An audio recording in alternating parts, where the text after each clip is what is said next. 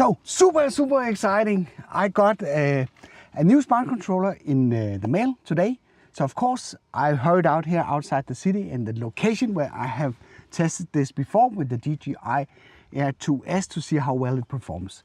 I looked at the weather forecast and it seems to be raining in for a short time. So let's just see if we can get it airborne. And for those of you that haven't been following along would know that with the previous version of the smart controller I had a ton of problems with lagging of the video feed when I was flying around with this one. So I very rapidly installed it with the latest version of the firmware for the smart controller, the 058 I think it is. We are running out of time. It's raining.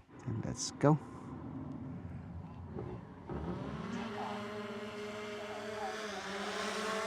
We have tested this many times before.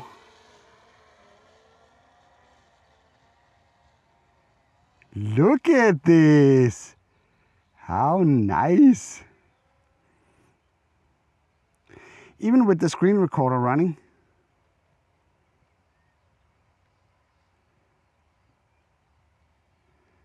There are no lag, or at least the lag is in the same level as I was experiencing with the Mavic 2 Pro.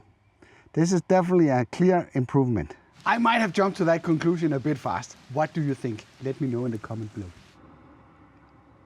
And for those of you that are complaining that I'm sitting inside the car doing this, I've tested this numerous times with the other one and the result was the same regardless if I'm inside or if I'm outside, and I was not capable of doing anything similar to this.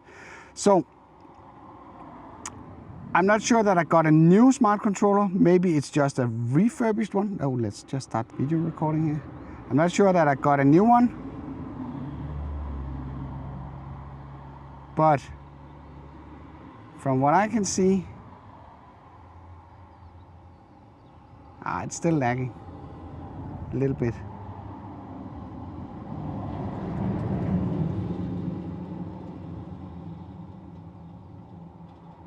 Let's just turn off the screen recorder. Oh, look at the sky, that's completely black. So,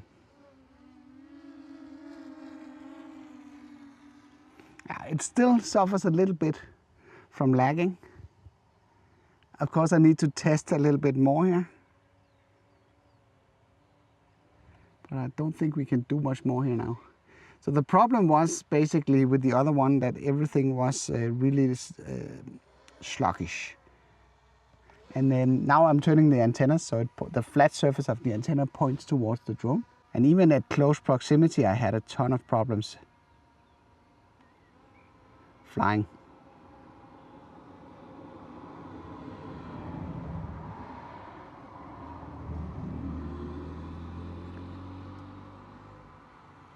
But at least this rapid test shows that at least it's faster. So it's not 148, that's not available as far as I can see for the smart controller yet. So it's 142, the same we used last time.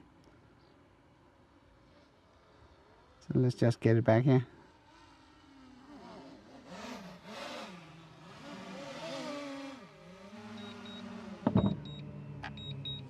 So this was a super fast test of the replacement smart controller, and it seems to be a little bit more responsive. Of course I need more time to test this more thoroughly, but at least just from what I can judge right now, it seems a little bit more responsive. And it'll be interesting to actually learn what it is that was the difference between this one and the previous one. So if you still have a controller that's under warranty and you are seeing problems with massive video lag, then I would highly recommend you to talk to your local dealer and get this sorted out. I hope you liked this video. If you did, then feel free to give a like. If you didn't like it, feel free to press the dislike button twice. Thank you for watching, and I'll be seeing you around.